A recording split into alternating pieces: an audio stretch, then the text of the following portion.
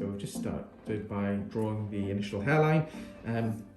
First of all, we often think about where to have this anterior midpoint. So this bit, which tends to be the lowest point, right in the middle there, is called the anterior midpoint.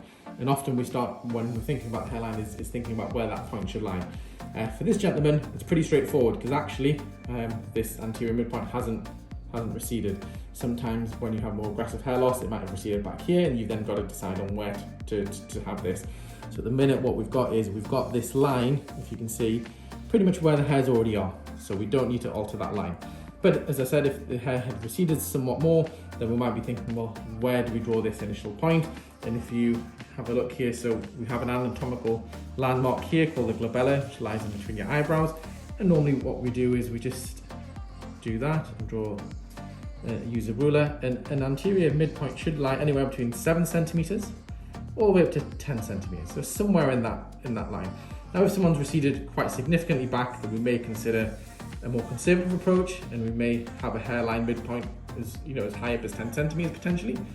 But normally it's somewhere between 7 and 10. It doesn't mean we have to go as low as 7. In this gentleman, it looks like his anterior midpoint sits at around 7.5 or 7.4 centimeters, something along those lines.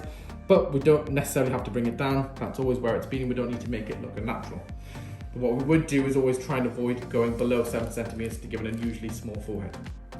After that, we're just basically connecting this section with the temporal angle over this side. And sometimes it's pretty straightforward in terms of just drawing a curved line going all the way back. Sometimes people preferred it slightly tapered at the end.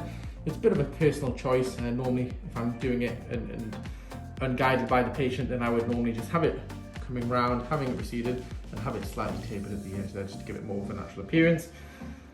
So as you can see with this hairline, it's pretty symmetrical, okay? We want the hairline to look symmetrical. We don't want it to look sort of skew with and asymmetrical, but at the same point, a natural hairline is never going to be a perfectly smooth line. So this line that we draw today is a marker of where we're going to be having the anterior hairline, but at the same time, it might be that we place most of the grafts on the line, a few in front, just a bit randomly to give it a more natural appearance. We don't want the hairline to be an absolutely perfect line, and it needs to look natural. So although we're using this as a guide, we may be placing a few sort of grafts behind and front on the line, and then slightly randomly just in front, just to give it that more natural appearance.